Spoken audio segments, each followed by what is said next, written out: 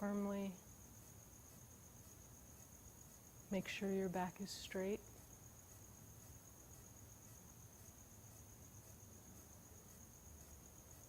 See if you can get that feeling of energy, like a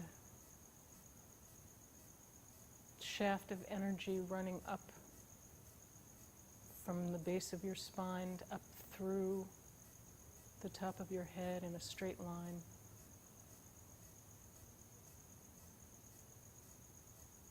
And then let everything around that holds you up, let everything around that relax.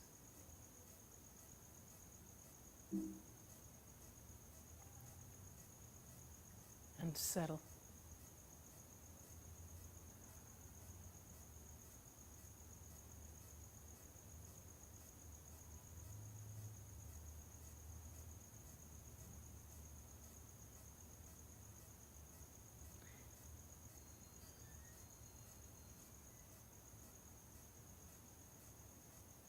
And then just have a sense of you, your body and mind in the physical space.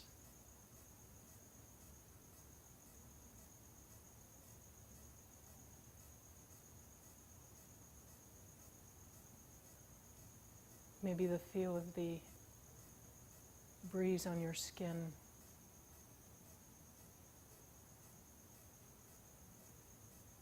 Sounds.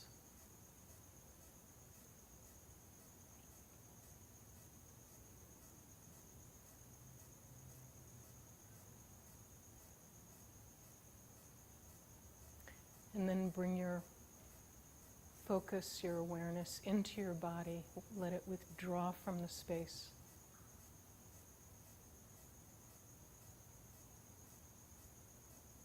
Maybe check and see if you're like me, your body has already tensed up from when you started, so envision that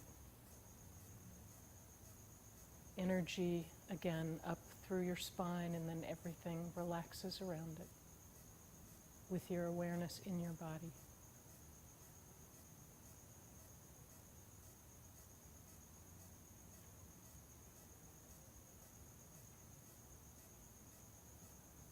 And let everything else drop away, what you were doing before this class, what you'll do afterwards.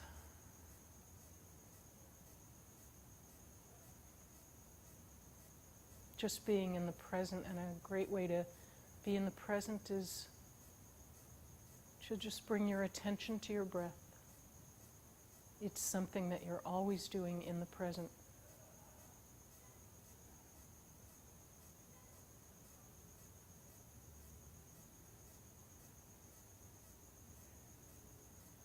And if your attention gets drawn away from your breath by something maybe outside of your body, or even inside, something in your mind, just release your hold of that. Don't try to shove it away, but just release it and bring your attention back to your breath.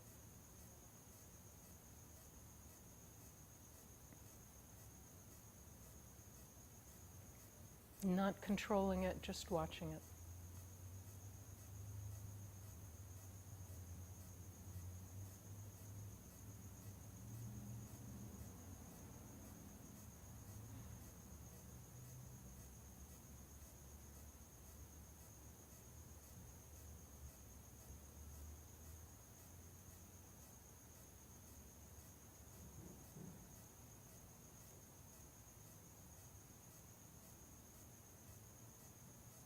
And see if you can find a sense of enjoyment just in being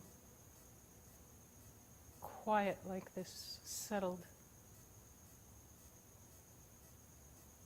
Nothing to do, nowhere to be, just here.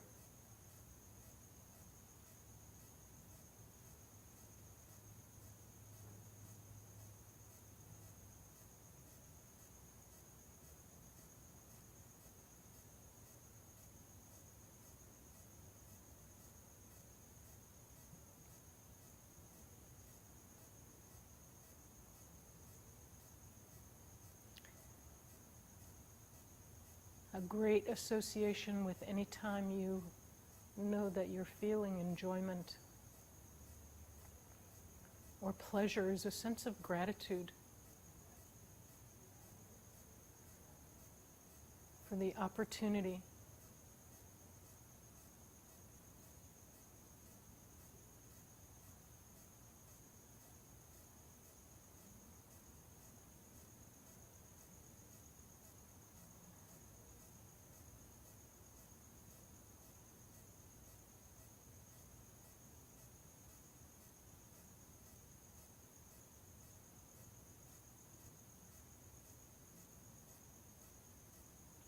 Gratitude is actually kind of an expression outward in the sense of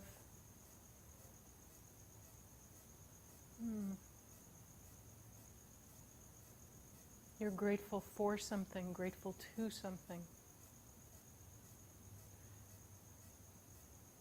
So see if you can get a sense of being happy to share that feeling that you have with others. Gratitude is a sense of openness and open-heartedness, so seeing if you can include others in that feeling, give it to others, offer it to others.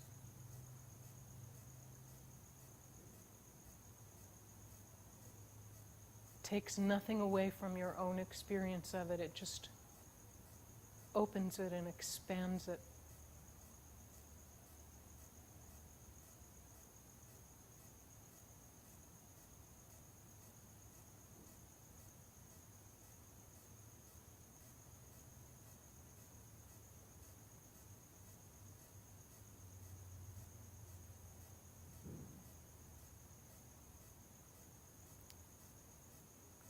So this feeling that you have of enjoyment can benefit all beings.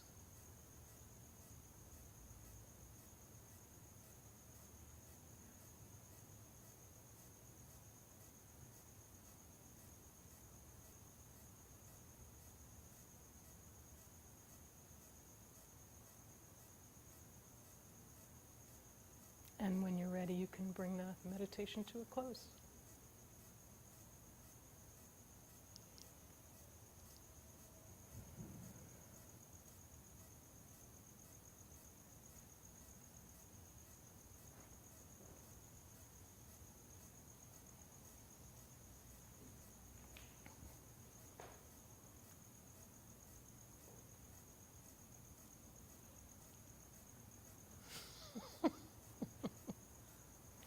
All right, so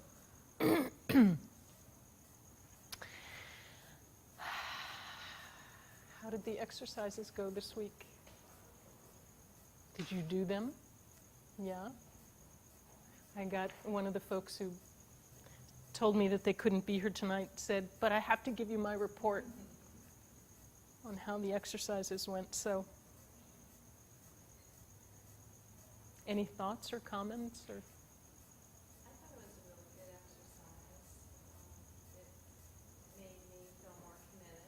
Practice where I can't miss it, and every day it's like I set a new goal for myself, like patience, today I'm just really going to try to be patient at all costs, and so every day I focused on something different, and I'm noticing a difference, slowly but surely. Very cool. It works. Yeah. I had progress. Pardon? I had progress. Good. And then I backtracked. And I had progress. And then I backtracked. It's like a constant battle. And I had two goals, though. I had one thing to give up and one thing to take up. And I made no progress on the take up thing, but lots of progress on the give up thing. I didn't really know the difference when I was reading between will and effort. The two. I didn't really get it in terms of like how we're looking at them. Yeah, so it's a matter of deciding that something has benefit, right? Starting out with confidence, deciding something has benefit, and that it can be done, that you can do it. The will is transferring from, oh gee, you know, that sounds like a good idea, to, yeah, I'm going to do this. And then no. That I mean, it's kind of breaking that down, because first you start out with, this sounds like a good idea, right? I agree with this, whatever it is. I you know, this has benefit, and it's possible. So we can be talking about little things like you know, I don't know, giving up coffee in the morning or something like that. Not that I think people should give up coffee in the morning. You know, all the way to something that has to do with depth of practice, and you know, but that yeah, this sounds like a good idea, and I think it's possible, and I think it will work. Will is, it's like will or conviction, being sure about it, being definite, as in, okay, I'm going to undertake this. Then determination, or what did we call it, effort, is like, okay, if I'm going to do this, I need to gather some power. I need to gather, you know, it needs to be stronger than just, you know, like when we write a New Year's resolution. It needs to have power. So from the conviction, like talking even more strongly to yourself about how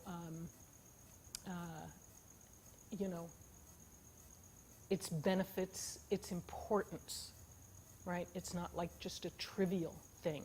It sounds like a good idea, I want to do it. This is important. Effort is also the one that's often translated as joyful effort. So being happy about, wow, this is really cool. I have a way to change this, transform this, do this. And then from that joyful effort, from that determination, okay, I'm starting today, or I'm doing this today. And then, you know, the one that isn't included in there is you actually go do it. So like with the coffee example? Yeah. Which is a perfect one. Like I would give it up for like 3 days. And then on day 4, I'm just going to drink it again. You know, like something like that. Day 4 you would, I'm sorry, day 4 you would what? I retreat and I go back. I go back to my thing that I didn't want to do. So I didn't have that effort, right? Did you do it every morning? It's not like that. It's a different thing altogether. Okay, but I mean, because the thing that one of the ways that it can work is, if in the coffee example, so you before you get out of bed, or when you get out of bed, you go through that every morning. If you want to give yourself a break, if you say, you know, okay, but I want to enjoy coffee today, not about tomorrow. You know, I mean, I know in AA they say don't do that. Alcohol is a different thing. I don't know. I just don't know. But, you know, so if you want a cup of coffee that day, but don't use it as an excuse not to do it tomorrow, not to not have it tomorrow, right? But then if you've decided okay, I'm going to give up coffee for 3 days, and then on the 4th day you have coffee, well, but you did what you said, which is that you didn't have coffee for 3 days. So the next time you make it for 5 days or something like that, right? You feel good about the fact that you completed what you said. Yeah? Okay. All right.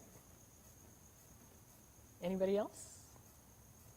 Okay. I just did what I was going to do anyway. But wait, like, I don't know if that counts. What do you mean? I'm a little lazy. So I This like, is let's say you're going to do something, I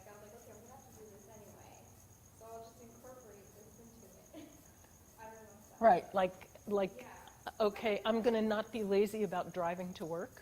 Yeah. Like, Yeah, I'm no, gonna have to see this person, so I will try to be like to do those steps before I see this person, or before I work this, or like also can you speak to like let's say you're doing like a 6 times a day book, mm-hmm. you know, which is very similar. I feel. Yes, it is. Too. So it's like doing too many things. Doing the 6 times a day book getting yourself to do the 6 times a day book could be the subject of this, Yeah. right? For people who have trouble doing the 6 times a day book, you know, or, you know, anything from, you could do it as, you know, for the purposes of getting yourself to sit and meditate, or any number of things.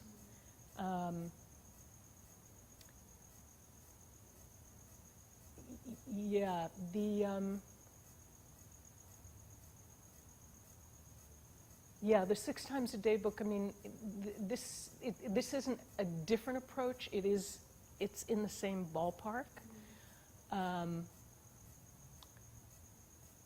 The 6 times, but this incorporates to me an element of joy for me. So anyway, all right, so. Okay, so the first week, just to do a quick where we are kind of on the map. First week was about making lifestyle adjustments so that would make your life more conducive to mindfulness, right? So we said things like, if you need to move, you know, put whatever into play that you have to in order to move. Doesn't mean you have to move to a forest somewhere, or that you have to live alone or something like that, but to live in a way that's settled. If you're unsettled for whatever reason, whether it's, you know, living above a bar or by a freeway or something like that where there's not enough quiet, any of the different ways. Or if you know, sometimes I know people, actually a fair number of people who are, it's this odd thing that happens. Certainly not all, but there's a certain kind of person who says to themselves, I want to be free to practice the Dharma all the time. I want to focus on nothing but the Dharma. So they don't have a job, and they don't have a place to live, and they don't have, you know, and their lives are very unsettled because they're relying basically on the largesse of other people, or on the chance that there will be a floor that they can crash on. And then, you know, you don't have, you can't find your underwear in the morning, or because it's shoved under the couch cushion. Or you have to roll up your, you know, because the rest of the household is now needing to use the living room. Any number of things where your life is just unsettled. So, you know, the first thing was about setting up your life, partly so that you have your subsistence needs are taken care of. You have shelter, you have enough, you know, you have warmth, you have enough food, you have enough quiet. Sometimes that means with people who live with somebody or lots of somebodies.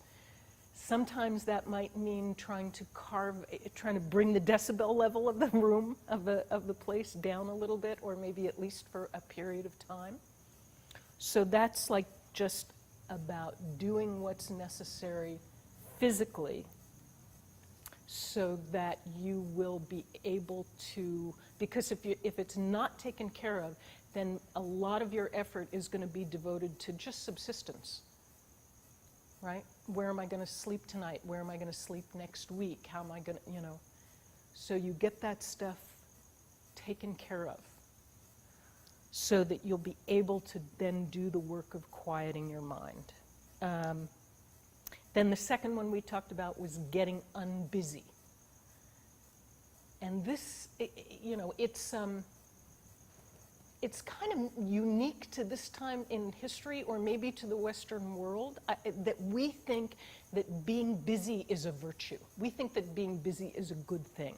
It probably comes from, you know, like the Puritan work ethic, where work was how you demonstrated your closeness to God or something like that. So and it's a corruption of that, where we think being busy is a noble thing, and being unbusy we equate with being a slacker, right? And that's not the case, or certainly need not be the case. First off, it depends on what you're busy doing. If you're busy, you know, I don't know, keeping up with the Joneses, or keeping up with your latest TV show, or whatever new gadget is there, even the Puritans wouldn't think that that was a particularly good thing. But also, if you're all stressed out about how busy you are, or stressed out in your busyness, then that's not conducive to, you know, to this project of mindfulness either. That's not doing you any good, and it's not doing anybody else any good. Being unbusy also includes the, you know, being comfortable to be alone, to be in solitude. And being alone is not the same thing as loneliness, right? You can be lonely in a big crowd. So it entails the ability to be, when you say alone, to be with yourself. And if you're afraid to be alone, or if you're bored being alone, or if you're unhappy being alone, Lama Marut always says that's a really good indication of an area that you need to work on, because you're bored with yourself, or unhappy with yourself, or afraid of being, you know, with yourself. Yeah. So being unbusy, including virtually, being at the mercy of your cell phone is not a good thing. I still struggle with the thing that I talked about the first week. So I'm working away at the computer, and I'm working, and it's taking concentration, and that little ding happens. You know, that you've got mail thing. It doesn't say you've got mail anymore, but that ding goes off, and I can feel it with the cursor fighting, you know, to bring it down and click on it so I can read what the, you know, rather than just, none of them are that desperate, you know, and just allow my focus to be where it is and not be at the mercy of my email. It's just too much input and too much output in many, many different directions for it to be conducive to mindfulness. And then probably the most important one that we talked about in terms of conducive conditions is living a clean moral life. And we covered this, you know, this is kind of from every tradition, the 10 of this or the 20 of that. We went over a bunch of them in the, I think it was the first class. But you don't have to be a theologian or a philosopher or anything like that to know that, you know, to figure out what morality is. You don't need, it's wonderful to have a list of things that tells us don't kill, don't steal, don't harm, you know, other people with your sexuality, don't talk bad about each other, don't, you know, all of these, the things that occur in, you know, in these lists. They're wonderful because they can help us parse out, help us catch ourselves in the places that we're not thinking about, right? But you don't need the list to figure out what a moral life is. You don't need the list to figure out what it means not to say, I'm not going to harm people. including myself, by the way. I'm not going to harm people, and I'm going to help people, which is the basic tenet of morality, right? Do unto others, or do not do unto others, as they would have you, as you would have them do unto, you know. It's all over the place. I think I could have brought it today, I forgot. I looked it up and I found from like a dozen different religions the phrases that basically say, do unto others as you would have them do unto you. Quotes from, you know, a dozen different traditions. Really cool. And this is about having a clear conscience. The reason it's conducive is because it allows your conscience to be clear. It's not nagging at you all the time. You're not justifying your behavior, really, to yourself, or in your mind justifying it to other people. Why what you did was really good and not mean, or why they deserved it, or, you know, whatever it is. So that was the first week. The last 2 weeks were about mindfulness in kind of meditation, contemplation specifically, primarily being aware of, being integrated with reality as it is. That phrase that we used a lot. What's happening here and now? And accepting that rather than wishing it were different, or pretending it were different, or longing for when it was different in the past, or hoping how you hope it will change. And then acting according to that awareness. So, trying to think of an example. If you're in a traffic jam, speaking of, if you're in a traffic jam, you know, you don't, accepting that situation and dealing with it as it is, rather than trying to force something else to happen, like, you know, honking on your horn, or, you know, trying desperately to look for side streets. Looking for side streets, not so bad, but, you know, or, like being upset because this is the way it is now. Or trying to pretend maybe that it's, you know, uniquely happening to you, and it's so unusual that a traffic jam would happen in Los Angeles, or something like that. Or I remember when the streets were, you know, were not this crowded, and working yourself up. Instead, here I am, and just, you know, you accept it and you deal with it as it is. So when it's talking about meditation, when we're talking about meditation in this context, it's meditation that is not escapist, right? Not trying to pretend things are other than they are. This kind of a thing is accepting, is noticing what is, being aware of what is in this moment. We don't need help with escaping our lives. We need help with being present with them. So that's what it was talking about.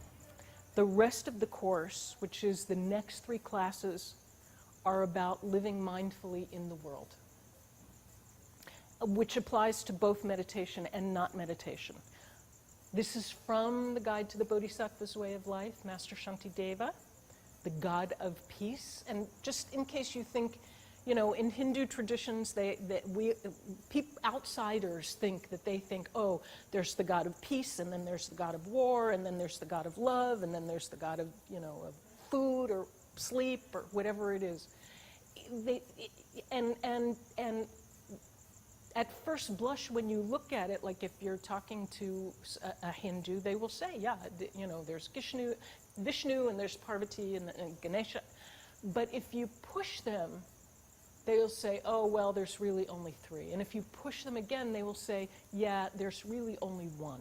These are manifestations, different manifestations, manifestations of of, you could say, of the divine. So this is the manifestation of God that is peace. That's Shantideva.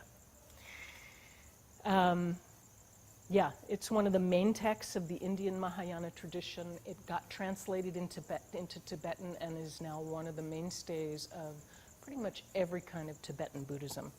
It's a classic among the world spiritual religious literature. Lama Marut calls it a desert island text, meaning, you know, if you're going to be caught on a desert island, what one text would you take with you? Because this covers everything, kind of every problem you're ever going to confront, as well as every kind of good quality you would ever want to cultivate is in this text. The 5th chapter that we're doing is called Guarding Awareness. Like I said before, there is a whole nother chapter on meditation itself. This is about creating and protecting, guarding the state of mind that is fully aware. And developing this kind of mind is really important if you're going to live mindfully and have a living meditation, one that infuses your life. Integrating with reality as it is can only happen if you have a mind that can be aware of reality as it is, so that you can integrate it. As a context for this chapter, I want to talk a little bit about what came before. So we've got 4 chapters. Basically, the chapters are talking about bodhicitta. The reason it's important is because when he's talking about full awareness, he's talking about awareness of a particular kind. Although the endpoint is the same as the way you've heard bodhicitta be discussed before, the process, the way of getting there is a little different. So so let's talk about it. Citta, the definition of citta, translation, is like mindset or frame of mind or state of mind or internal context, something, mental context, something like that. We've talked about this before. It's the arena within which mental things occur. Feelings, thoughts, memories, discriminations, the ability to discriminate, that kind of thing. So that's citta. And what we're talking about is a citta that is bodhi. Bodhi, technically, it's the understanding possessed by a Buddha regarding the true nature of things. All right? So bodhi is to be, the Sanskrit root for awake, to be awake, is bod, B-O-D. So it basically means to be awake. Bodhi is knowledge of the causal mechanisms by which beings incarnate into material form and experience suffering. So gorgeous, I lost my place. Okay, so it's awake. It's being awake to reality, to things as they are, not clouded by daydreams, by fantasies, by misunderstandings of what's happening. The reality that you're waking up to is awareness of the interdependence of things and not the independence of things, that everything exists interdependently and not independently. And that very much includes you. We've talked about this before. You are not a snowflake. You are not you are not an individual wave. We are not fixed or even stable, independent, isolated beings. You are a process, which means constantly changing. And that process is inextricably interwoven with all other processes. So it's all process. And we, like I said, we've talked about this before. Some of you have had extensive teachings on this, what we're the interdependence aspect and process. Why it's true that we are interdependent and why it's true that we are processes rather than what we think, which is that we are individual beings and stable.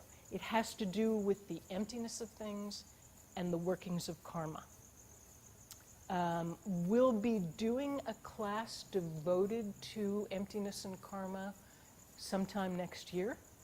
It will be Nagarjuna on emptiness and karma, so it'll be pretty hardcore. Not pretty hardcore. It'll be the hardcorest of any of the teachings on emptiness and karma. So, like I said, we'll be doing that. Am I looking green? We'll be doing that as a full course sometime next year, but for our purposes here,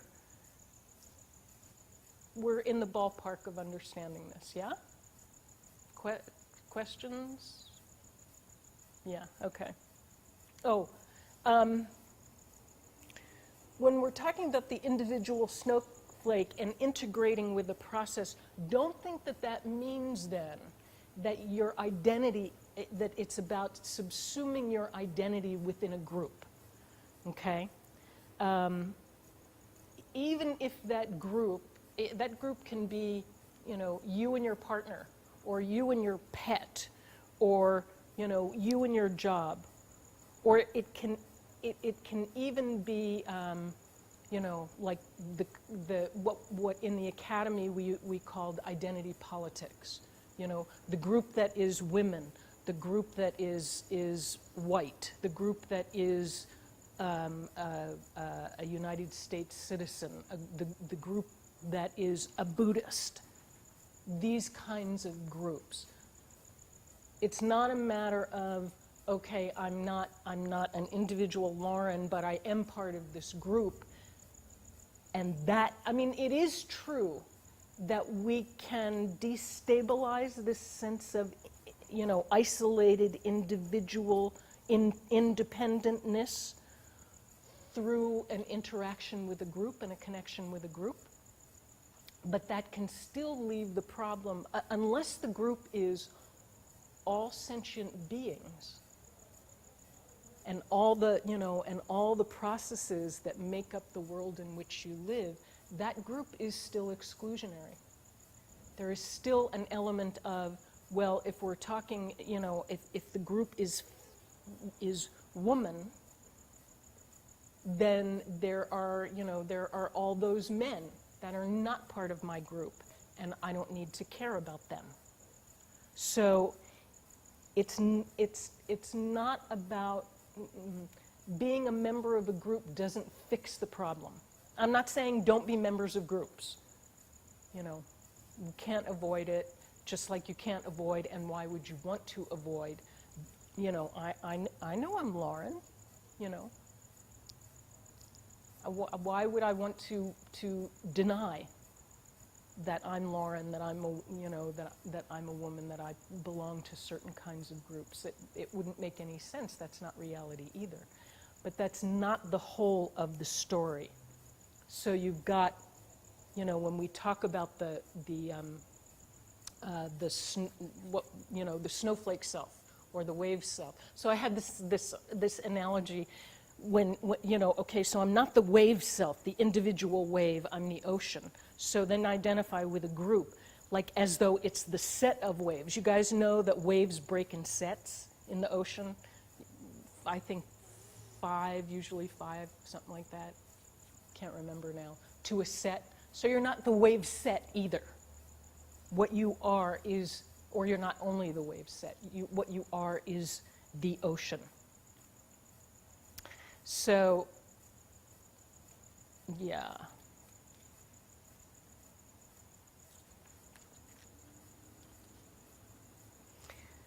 If you are fully identified with that group and you don't recognize the interdependent aspect of that group with all the other groups and processes, then you've got the same problem as we did with that individual isolated self.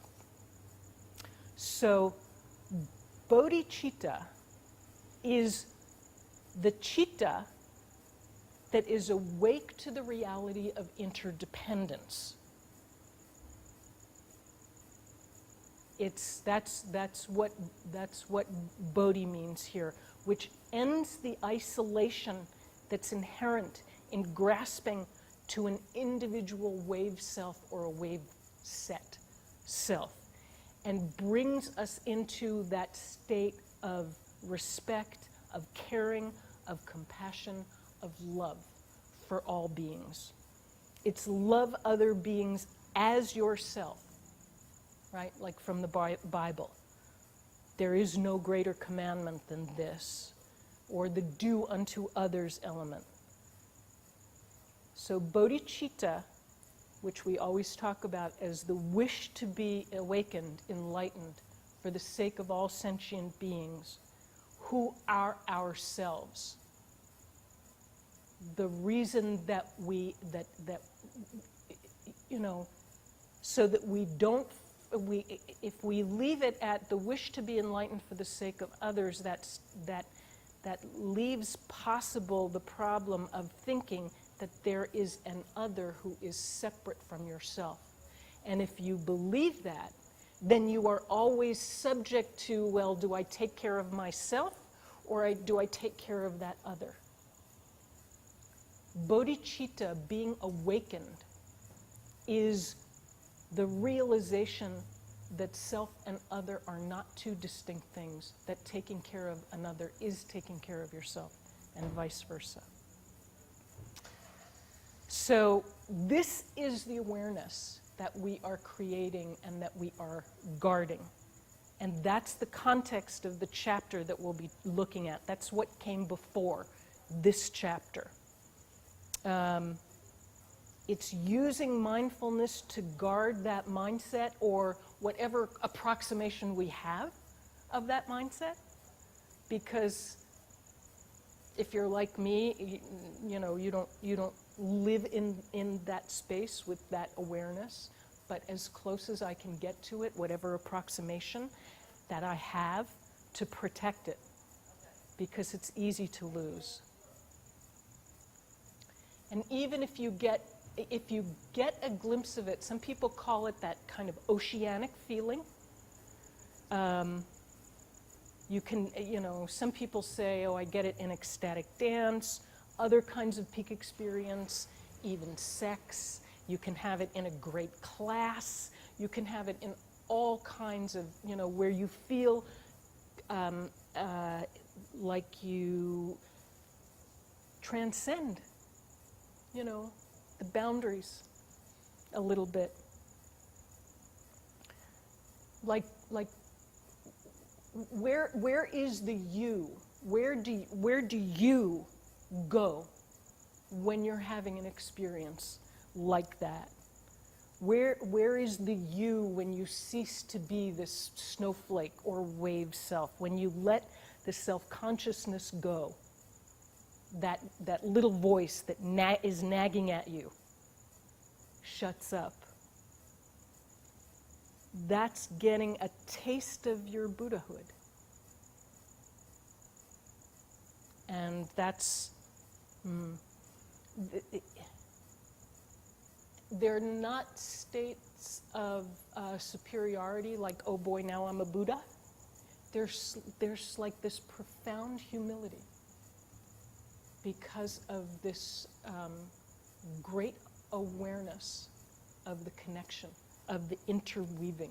It's a, kind of a joyful humility. That's why we love it, if you're like me. That's why we love these kinds of experiences. It's great not to, be locked into just this little self, full of thought, full of observation, full of analysis, constantly yammering at me. in the background, or not necessarily in the background. That's what they mean by bliss. When that voice shuts up, that's one of the things. Actually, I was in a class that's not necessarily, anyway, where we went through all the different kinds of bliss, and one of the big ones was just when that voice shuts up, So anyway, but then that feeling goes away. We forget it. And if there are people who are in that state all the time, there are not that many of them. And that would be the goal, but most of us are not in that state all the time, or even most of the time. But we can create a sense of it through practice and meditation and other types of experience, and we can remember, right? Smrti. We can be mindful, and we can use that mindfulness to protect what we do have. So, Jack, it's not easy. Jack Kornfield wrote this book, After Ecstasy, the Laundry, right? You don't stay in that state. Even wonderful experiences like this, they're not permanent. But the question is, how far down do you have to come? Do you forget it completely, or do you use mindfulness to protect to hold some of it and to allow it to transform your life?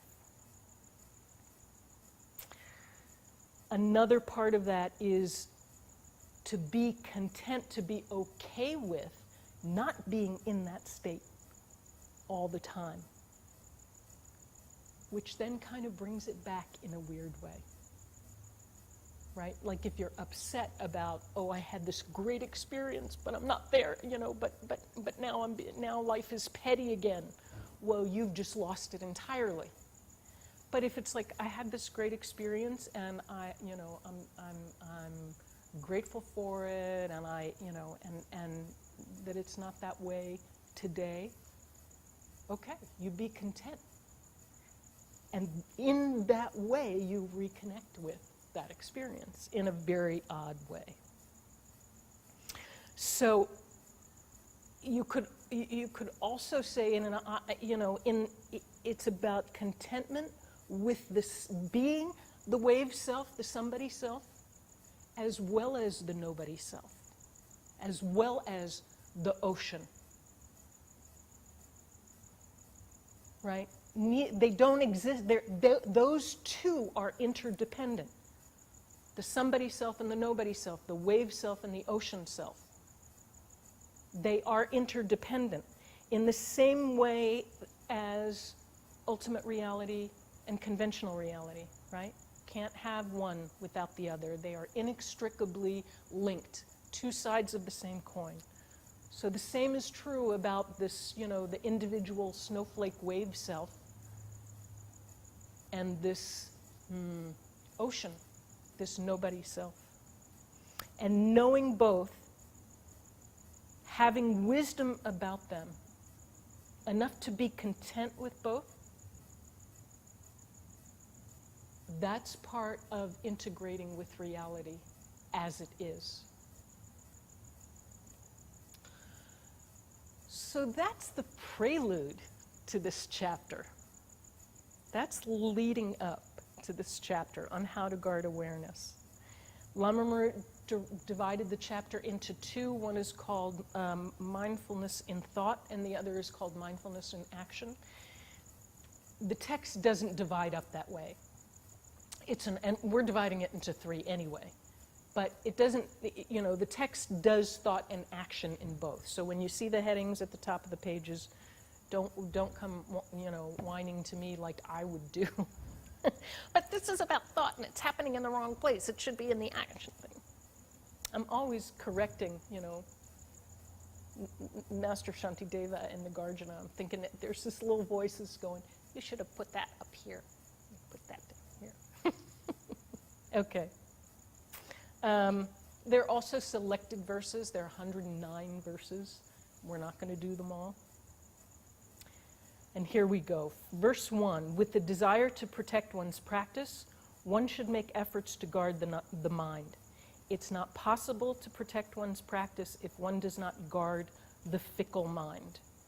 Lama Marut, these are his translations, and he says it's not that, mine are better than other people's translations. It's just that I needed to translate it in order to make sure I understood it, and that's what I'm teaching from. So when I went through, I did some comparisons to other translations. It was fun. So the thing that Lama Marut calls fickle, B.L. and Wallace calls the unsteady mind. So this verse is saying the main purpose, the main motivation for protecting your mind is to be able to protect your spiritual practice, which is in the service, your spiritual practice is in the service of achieving your ultimate goal. The degree to which you have the conducive conditions is the degree to which you can succeed. The degree to which you haven't created those conditions, the harder it's going to be, the less the chance of your success diminishes. We haven't talked about karma very much in this class, and we're not going to do that much tonight. But just to talk about it a little bit, to remind ourselves of some things. So remember that karma is not about a point system where there's a karma god up there somewhere keeping track of when you're naughty and when you're nice, and then delivering good and bad things to you depending on how many points you have in different categories, in those two categories. That karma god is you. That karma god is your own mind. Your actions of body, speech, and mind create your chitta, create your mind. That mind being what we can call the interpretive lens by which you make sense of the world in which you live, and the way that you make sense of others' actions towards you. So part of creating the conducive conditions is creating the karma to have them by acting, by speaking, and by thinking in ways that do not harm but actually help. And that's yourself and others, right? No difference. There was one other thing about karma. Just the interpretive lens part. It shades your actions towards others, shade the way you interpret actions towards you. It does not change their actions, but it changes the way you interpret them. We'll talk about that again in a minute. Okay. So, that has a profound effect on your ability to focus, on your ability to train that fickle mind. Without training, most of us have that monkey mind thing, jumping all around, screeching at us all the time, out of control. We sit down, we try to meditate, we can't do it even for 3 minutes, and then we decide, I uniquely cannot meditate. And then sometimes we think it's meditation that's the problem. Like, well, I can concentrate when I'm doing my emails. Why can't I concentrate when I'm doing my meditation? The problem, it isn't that meditation is the problem. It's that when you're doing emails or other things like that, there's a lot of noise in there. There's a lot of stuff going on. You don't even notice that you're not focused. You're focused, a little bit, but it's jumping all over the place when you're doing nothing other than watching your mind. That's all that's there. You hear it, and you say, Jesus Christ, what is going on in there? Yeah, it's always ranging around like that. So when you're meditating, you find out what's really going on in there, what that beast is actually doing. Even though it's uncomfortable, and when I talk about meditation, and when I teach meditation in different settings, at this point I spend a fair amount of time trying to help people make a sweet relationship with sitting down and meditating, because I realized for a long time I was fighting with myself. I didn't like it. It was like it was something that I had to do if I wanted to be happy, but I hated it. Like doing I don't know, doing doing exercises or whatever it is. Like my mother used to say, I hate Pilates 3 times a week. Because you do it because it's, and that's how I felt about meditation. So I try to help people create a sweet relationship with just sitting down and being quiet with yourself. But eventually, it's going to be uncomfortable, probably. It's good to get a look at what's going on in there, because you can see what the problem is. And that's not necessarily fun. You can see that beast that's constantly throwing mental afflictions at you all the time, which is why you're unsatisfied and why you're discontent or why you're unhappy or why you're any number of things that we find ourselves feeling. We think that the mental affliction, we haven't noticed it happening. All we know is that we have this yucky feeling, like we were talking about in the 4 pillars of mindfulness. All you're aware of is the cognition of, I'm dissatisfied. When you can see the process going on, you know what you can work with. Verse 2, crazy elements do not wreak the havoc in this world that the undisciplined elephant of the mind creates in hell and other realms. So in India, there's a whole cosmology about hell realms and heaven realms and all of that kind of stuff. And it can be very helpful and interesting and all that kind of stuff, but you can also think about it in the way that you yourself have experienced hell on earth or heaven on earth.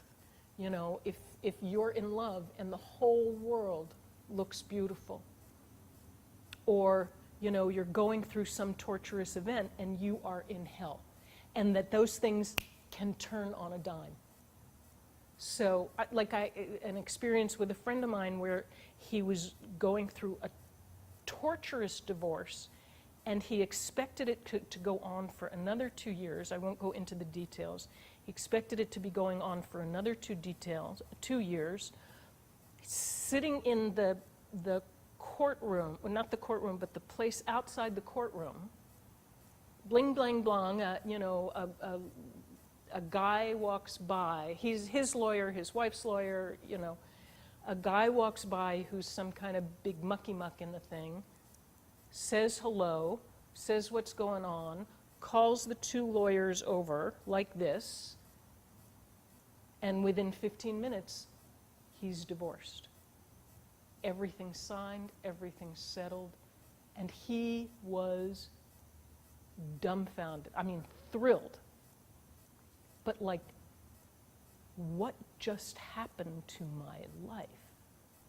The life that he expected to have in a wonderful way for the next 2 years, boom. And he was in heaven. So it can turn on a dime. So when he's talking about heaven and hells here, or hell and other realms, we can think about it in that way. And that the crazy elephant does that. Okay, so the crazy elephant, or maybe we could say in current times, you could say like a gang. What did I put here? Yeah, like a gang that's rampaging through your neighborhood does not create the havoc in your life that your mind can, because your mind keeps you suffering unremittingly. There's no end to it unless you get it under control. If the elephant, next verse, if the elephant, which is the mind, is completely restrained by the rope of mindfulness, then all fear vanishes and complete well-being arrives. So this is the benefit of getting some good mindfulness going. If you can restrain your mind, all fear vanishes, well-being arrives. One of the Buddhist teachers that I've heard said that samsara, suffering, is fear. That's its definition. That samsara is completely permeated, shot through with fear. And it's another way of thinking about why we suffer, like afraid of being known, but also of not being known. Afraid of what's going to happen next, of life, of each other, of ourselves, right? Fear everywhere. So he's saying with the rope of mindfulness, we can lose that fear. Doesn't mean that nothing challenging is ever going to happen to us again. That everything is going to be roses from now on. It's about being okay with the insecurity, like Pema Chodron says. Relax into the insecurity.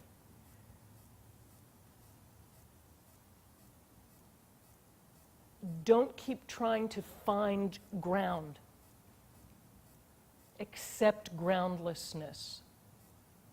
That's how to get rid of fear. It's not about getting rid of everything that might frighten you, but about not grasping to security, not insisting on security for happiness. Security isn't going to happen. Things change. That's the way things are. They change always, and they change constantly, and they change in unpredictable ways. So you don't get rid of fear by creating the illusion or the fantasy of security. You get rid of it by being content, relaxed with the insecurity. Or even you could say by having faith in the insecurity that it's going to be okay. And that doesn't mean, again, that nothing bad, having faith in insecurity means, well, I have faith in insecurity, and by having that faith, nothing bad will ever happen. That's not the case. Instead, it's about having faith that you'll be able to handle it because you've had the intervention. Like Gandhi says, if you believe in God, then fear is blasphemous, right? You have faith that you've had the intervention of, you could call it divine powers in your life that have taught you how to handle difficult situations. Divine powers like, classes like this, conversations like this, ways to make sense that teach us how to understand our world and how to accept the cards that we've been dealt and play them to the best of our ability. So it's about, knowing that we will be able to deal with the challenges that come, and you can get rid of fear little by little. So even when you're talking about, even with illness, it's not the illness that disturbs our peace of mind. It's the fear and being upset about the illness that disturbs our peace of mind. So with mindfulness, you can guard your mindset, your perspective of acceptance of life, whatever it brings.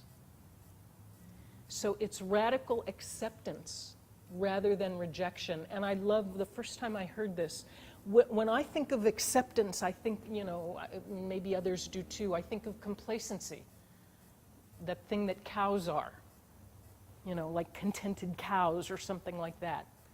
And that's not what this is saying. If you set acceptance, beside rejection, then it tells a different story. Acceptance of life as opposed to rejection of life. Acceptance of reality as opposed to rejection of reality. Then it tells a different story in terms of what we mean by acceptance. Next verse. All one's enemies, tigers, lions, elephants, bears, snakes, all the guardians of hell, witches and demons. Next one. They all become subdued simply because the mind has been controlled. Simply by taming the mind, all of them are tamed. It goes on. That's why the one who speaks the truth said, all fear and immeasurable suffering are due to the mind alone. So, this is pointing to the fact that our real enemies are internal. It's the mental afflictions, the ignorance that can defeat us. And they're the only thing that can defeat us.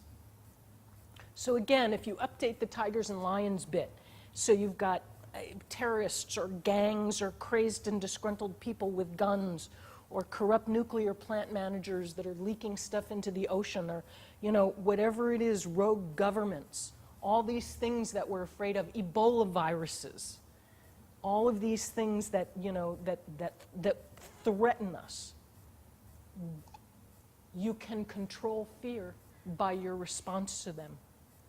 You can, in some sense, you can not be disturbed by them.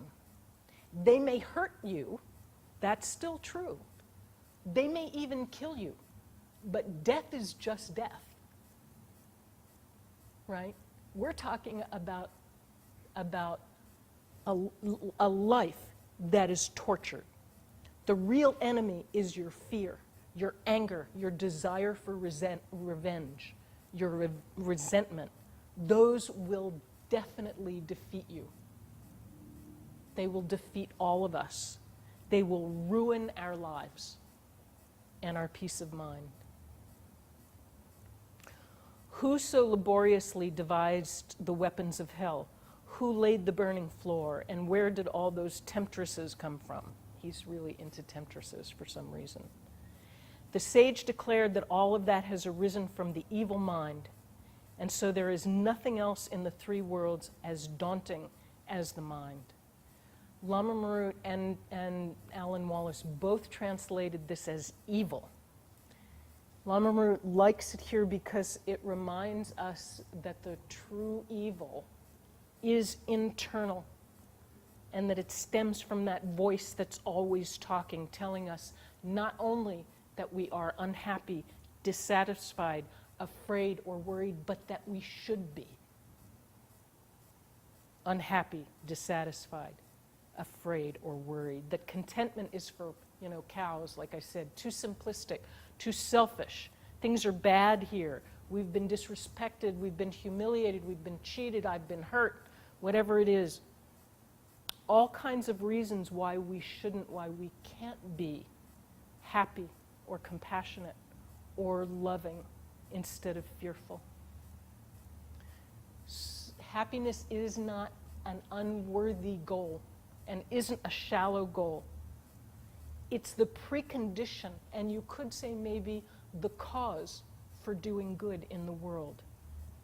If you want to remain susceptible for doing bad in the world, stay unhappy, fine, no problem.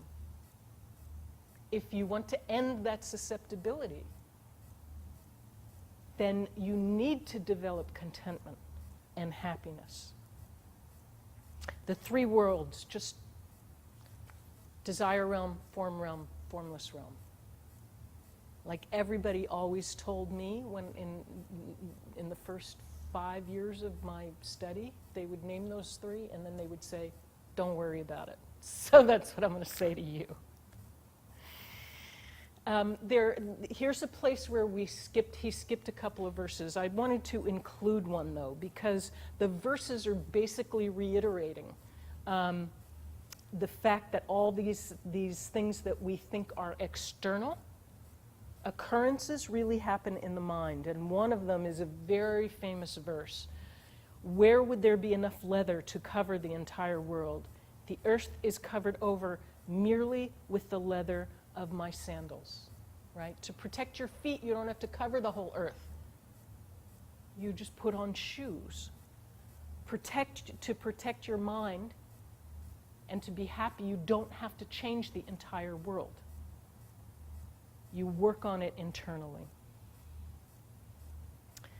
And so, although I am unable to exercise control over external phenomena, I will restrain my own mind. What else do I need to dominate?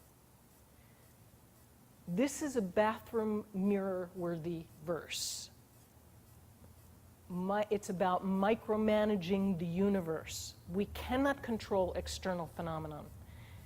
Buddhist philosophy notwithstanding, meaning, yeah, okay, Buddhist philosophy says that, but besides that, depending on how many years you've lived, how many years have you tried to bend the universe to your will, to make it look the way you want it to look, to get people to do what you want them to do, and to get situations to look the way you want them to look. You know, how's that been working so far? It doesn't work that way. We've been trying to do that our whole lives. Then we hear about karma, and we think, oh boy, the approach that I've been taking to bend the universe to my will is the wrong one. But now I've got karma, and now I can make the universe look the way I want it to look. I can make everybody do what I want them to do, and all situations to be what I want it to be, as long as I work the karma properly. I've got the right method now. And now I can manipulate the world. And then you know, depending on how many years you work at it, and sometimes, I mean, things do change. You know, life does get better, but sometimes they don't. And, you know, I've had friends that 15 years or more, I've been doing this about 15 years, and some friends of mine who've been doing it more, and they say, you know, what the hell is going on? I've been doing this diligently for 15 years, and it's, you know, it's still not happening the way I want it to happen. That was never the promise. So the first part of that is they say that karma can ripen in 3 times, right? This life, but that's the rarest. Very rare that it happens in this lifetime. And then next one is in the next lifetime. And the third one is any lifetime after the next lifetime. So if you're, you know, if you're trying to demand of karma that you be able to manipulate the external world, and that you're frustrated because it hasn't happened after working on this for 6 months or something like that, you know, you're under the wrong, you're working under a delusion about karma. But more than that, in terms of the subtle working, in Buddhist philosophy, the subtle workings of karma are known only by, they say, the omniscient ones, right? The Buddhas. Unless you're omniscient, the idea that we have, if this is the idea that you have, that, you know, if I give somebody a glass of water, I'll be able to get all the, you know, I'll be able to get this thing that I want as a quid pro quo, which is really, I trade this glass of water for the thing that I want. It doesn't work like that. It's mistaken. It is true, don't get me wrong, it is true that if you do good deeds or bad deeds, good things or bad things will come to you. Absolutely. But not in the way that we think, and not necessarily in the way that you would well, I didn't really want it that way. I wanted it some other way, you know, that kind of thing. Yeah. Can you say that that karma rarely comes back around in this life? Isn't that, if you say it is, then that's that way for you. But I'm sorry? if you say it is, then it is that way for you. But if you say karma can rarely, and I think you said, comes around in the same lifetime. So if you say that, then that's what it is for you. No, that's what the texts say. The text says that? Absolutely. That it Oh, yeah, I'm glad you asked the question. That's not me. It rarely manifests in this. Rarely manifests in this lifetime. Yeah, that's standard Abhidharma teachings on karma. Has somebody told Geshe Michael this? That's a good point, because Geshe Michael does talk a lot about, go do this, go do that, and then this will happen, so. Yes, he does. But he was the first one that I heard say, as part of, the ACI course, all written in there, karma ripens in 3 ways. Well, that's accepted, but I've never heard that about that. It rarely happens in this life. Likely, least probable, rarely. And who is it that says that? Who's that? That's in the Abhidharma Kosha, which is where the karma teachings come from. Yeah. We can go look at the texts at some point. No, you say it's there. It's there. All right. So, yeah. And even besides that, the idea that we can karmically manipulate external events. I mean, the Guide to the Bodhisattva Way of Life is an orthodox Buddhist text, right? Accepted by certainly all of the, yeah, anyway. And it's basically saying in this verse, and so, although I am unable to exercise control over external phenomena, I will restrain my own mind. What else do I need to dominate? So he's saying right here, we cannot control, even with karma, we cannot control external events. I'm going to give you, kind of the bottom line before we go through the process of this. There is no such thing as a self-existing external event, which is one of the reasons why we can't change them, right? They are interdependent with our own mind. So of course, we can have an effect on them, but not by doing this, by working in here, okay? So, yeah. So it's basically saying that the stuff that happens out there, kind of out of our control. Stop worrying about controlling it.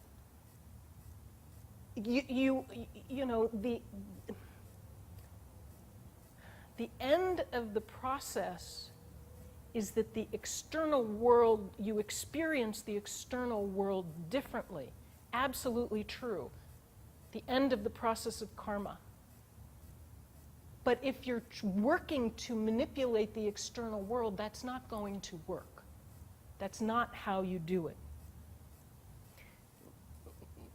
Yeah, Lama Marut goes on this whole thing about it's first of all, it's a good thing that we can't control the universe anyway, because we'd be terribly bored, right? If everything were predictable. It's like the difference between a wave machine, where every wave is the same, or going out and surfing in the ocean. So whether you agree with that or not, I've heard some people say, I'd like to have the world be predictable. Whether you agree with that or not, it's not going to happen. Whether you think you'd like it or wouldn't like it, it's not going to happen. Life is not a wave machine. I'm sorry.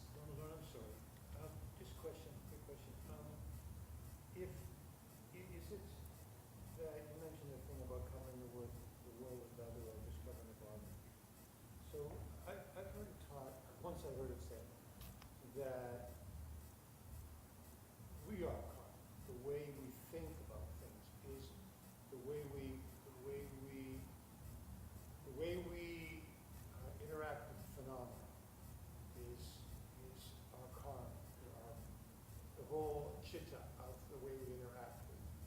Right, the phrase is you don't have karma, you are karma. You are karma. Right. Yeah. So if you then pursue these efforts and disciplines and you change your reactions and approaches and perceptions, et cetera, et cetera, et cetera, then you would realize karma. But because you would then be, virtue of your merit and all of these things, you would then be experiencing your reality from a soft, let's say, soft place. Right. So you wouldn't really be aware that that things that you're, if you equate karma to getting what you want would have long since receded in the background, and you would just be on the front of the wave, rolling on the front of the wave of your own karma which you created. Is there a question? Is that true?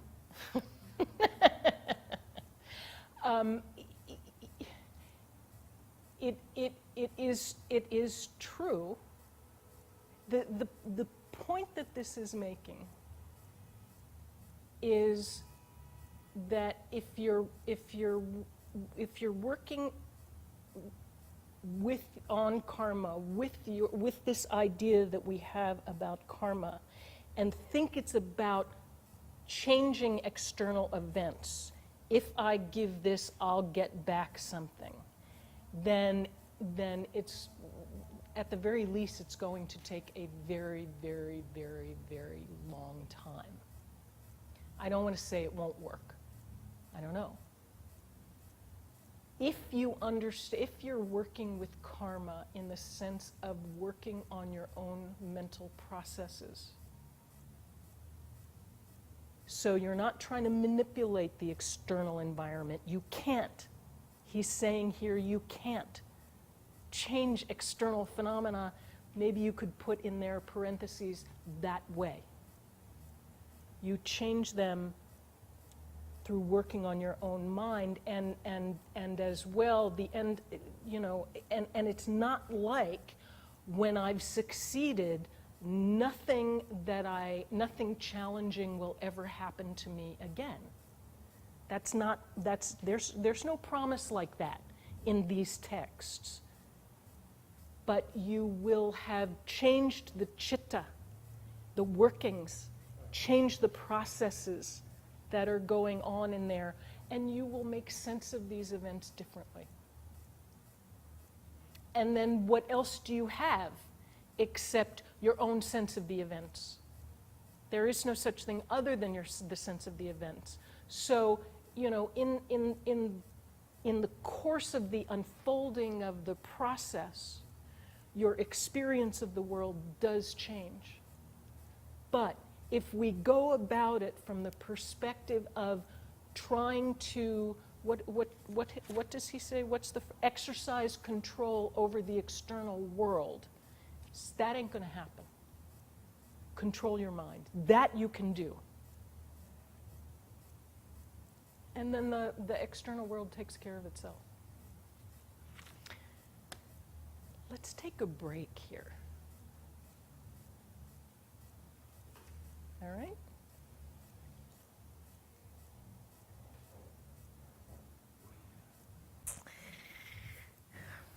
All right, so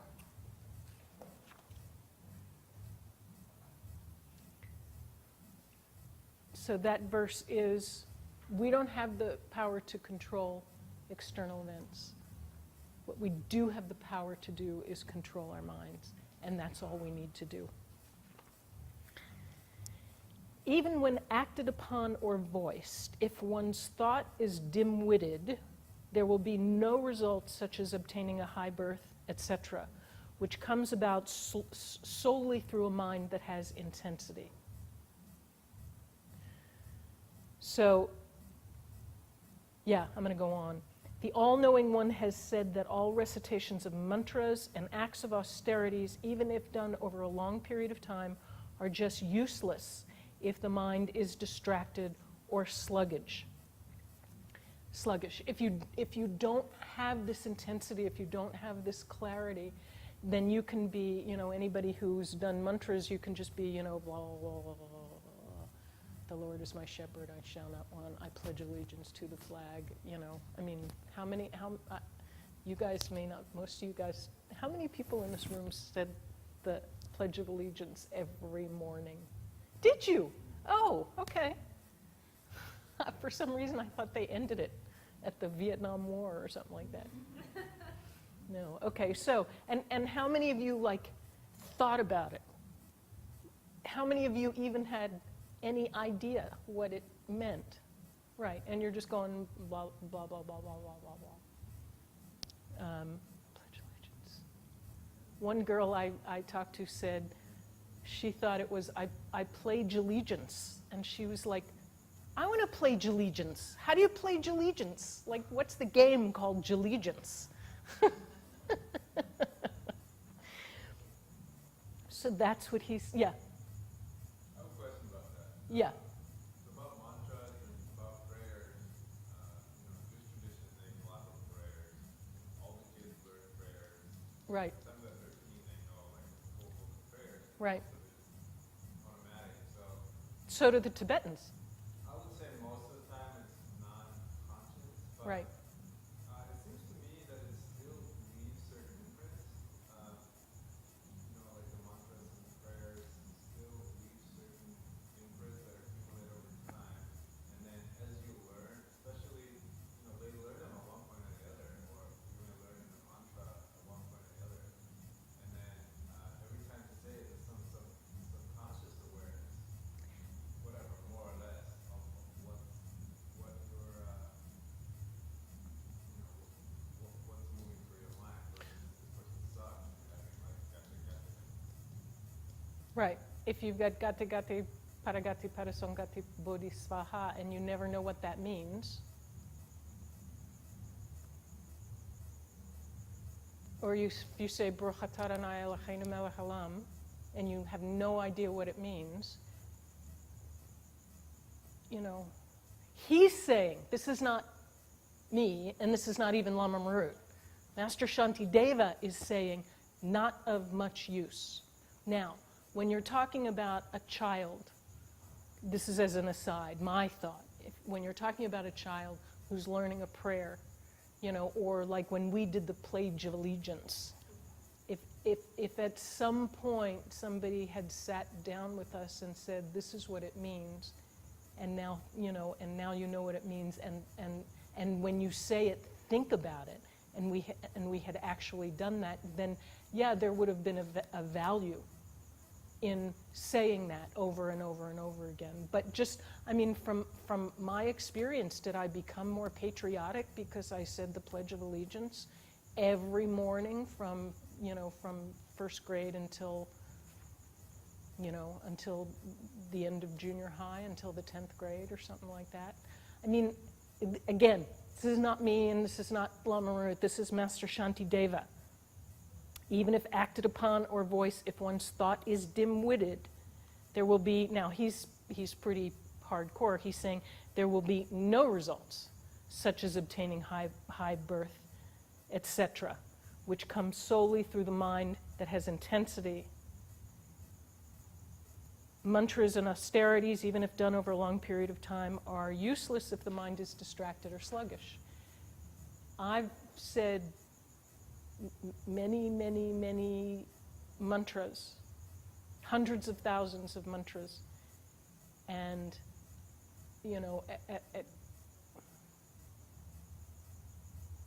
their impact on the mind, if you're just doing this,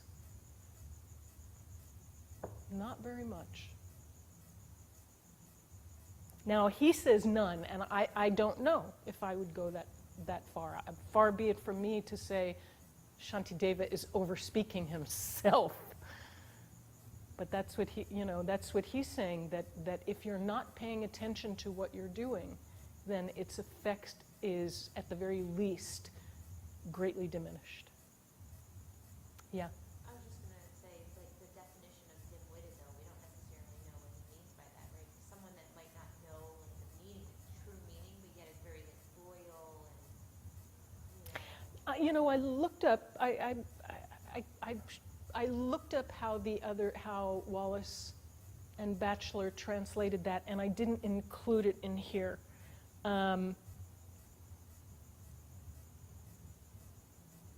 But dim-witted, distracted, sluggish. Dim-witted, like dull-witted. I don't mean that the person is stupid. Right. I mean like, that. this doesn't matter, maybe something like that. Like, I'm just doing this just because, versus someone who's like really got their heart into If you're like falling asleep, if you're bored, if you're just like spacing out on it, that's basically what he means. Yeah.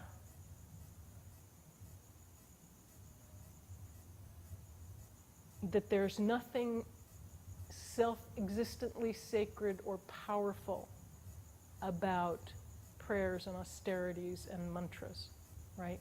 We endow them with power by our concentration, by our and other things. Even in that, just as an aside, blessed by our concentration and ongoing. Even in that prayer, it's about concentration, it's about intention. Okay. Those who have not cultivated the mind, which is the secret soul behind all the teachings, aimlessly wander all over the place trying to eliminate suffering and obtain happiness. Alan Wallace translated that the mystery and the very essence of Dharma, what Lama Marut called the secret soul behind all the teachings, he said is the mystery and the very essence of Dharma. You can try all different methods. Try this one, oh, that didn't really work. Let me try this one, oh, that didn't really work. Now I'll be a Christian, now I'll be a Buddhist, now I'll go to Landmark, now I'll do this, now I'll do that. If you don't develop attention and focus, if you don't care about it, if your heart isn't in it, it's not going to have much effect. And so I will make my mind well regulated and well guarded. If I am lax about my vow to guard the mind, what use is there in my having taken many other vows? So this is a reference. There are some of us who have taken different kinds of vows or commitments or that kind of thing. But there's an underlying fundamental vow here, which is that you pay attention to them. When he says, my mind is well regulated and well controlled, it means that you're paying attention to them, you're focused on them, you care about them, you're not allowing yourself to be distracted from them. And if you don't have that, then no matter how many vows you take, you get up, you say, I promise, it's not going to have that much power. When we take vows, and this has been very powerful for me, it's we take them, and it's like, as God is my witness, or in front of God and everybody, you make this promise. You make it to, you make it in front of someone who you respect, who's giving you the vows, and also in front of, in Buddhism, it's all the bodhisattvas and all the Buddhas and bodhisattvas, or all I know it really is marriage vows of Christianity. It's in the eyes of God, all that kind. And that helps. It does help. But if you don't care about them and you don't pay attention to them and you aren't focused on them, it doesn't matter how many vows you've taken. It's not going to help. In part because you won't be paying attention to it. You won't be noticing when you're keeping them and when you're not. Let my possessions, loved ones, honor, body, and livelihood all be stripped from me, but may I never lose my cheerful mind. So cheerful could also be healthy, virtuous, good, competent. These are all choices for this word. Lama Marut liked cheerful because it carries the connotation of enjoyment, something that you enjoy. If we celebrate this process and approach it with joy rather than obligation, then it will be easier to do. Which is kind of a dynamic. Because it's not that easy to be mindful when what's going on in your mind, when things are unpleasant. So he's asking, may I always maintain my cheerful mind, my active, my competent, healthy, good mind, healthy perspective, proper perspective on it, so that it doesn't, kind of take you down. You can, if you have this kind of cheerful approach to it, this healthy approach to it, grateful, that kind of thing, then it will be easier to maintain mindfulness.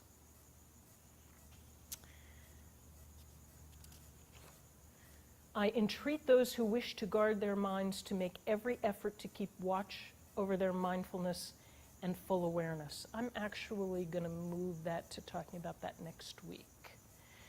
Just as a man who is stricken with disease is unable to do much of anything, so is the mind in which these two are impaired, are incapable of doing anything consequential.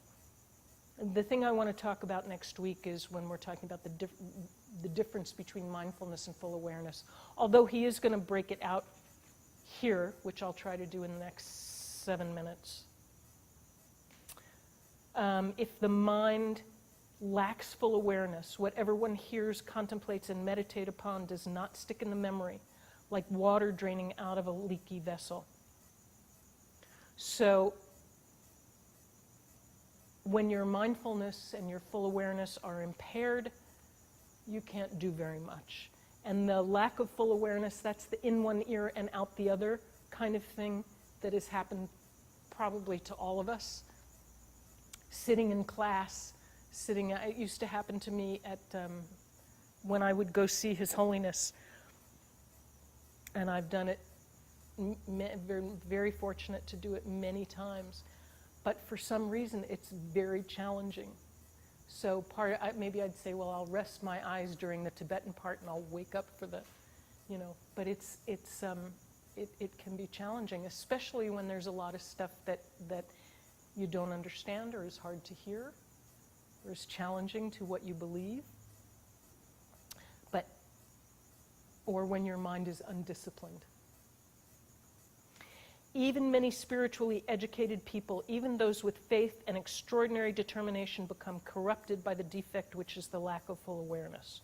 So, having a lot of faith, being smart, being well educated does not exempt you from needing to develop this mindfulness. Like sometimes people think, well, I don't have to learn all this emptiness and karma stuff. All I need to do is have faith in my teacher. That's not really, if you have faith in your teacher, first of all, your teacher is teaching you karma and emptiness, having faith in it, but all I need, I just have faith, and then I don't need anything else. All I have to do is believe. Faith is important, it's crucial, but it's not the be-all and end-all of reaching the goal. What we're trying to do won't happen by osmosis. It requires energy. You can't sleep through teachings or blow off teachings or your practices and then hope to gain much progress. Even those who have amassed merit are robbed of it by the thief, which is the lack of full awareness, following upon the loss of mindfulness, and they go to an unhappy realm.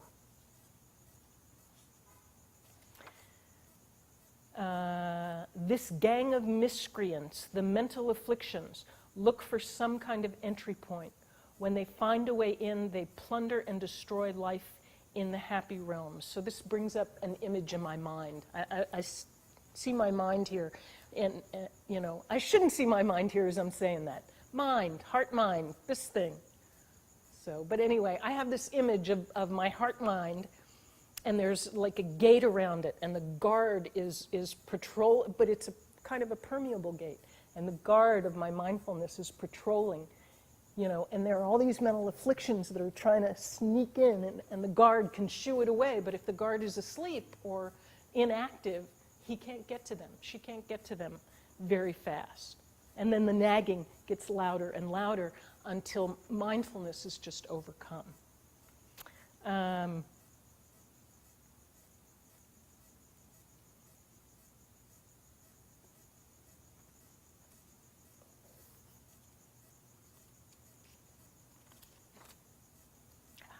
Okay. And so never withdraw mindfulness from the mind's doorway. And if it should run off, it should be brought back with full recollection of the torrents of hell. So this in term, what we've been talking about so far is when the mindfulness sneaks off unknowing. But this also includes when we prefer to be spaced out, right? We prefer daydreaming to whatever it is that we're supposed to be doing or that we'd like to be doing. So when you're like that, when you're having that battle with yourself, that struggle with yourself, you remind yourself of what the torments of hell. Like how bad it feels when you're angry, when you're suffering, when you're resentment, when you're going through all of these kinds of things. And mindfulness is what can help you work with that.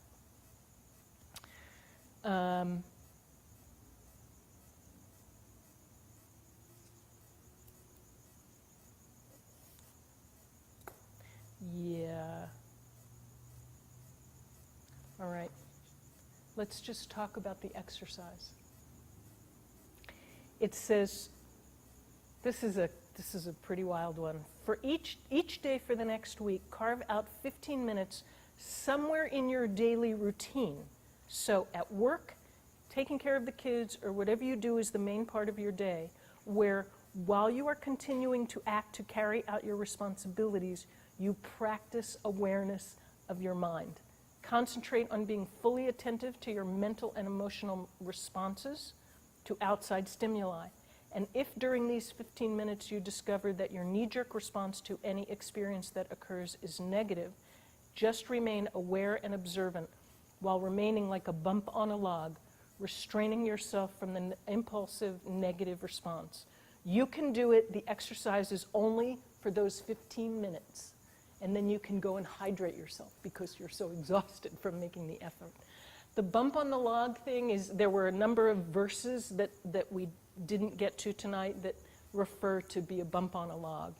So this is not about when you're meditating or sitting alone somewhere. This is about when you're engaged in your daily life and you continue to engage in your daily life.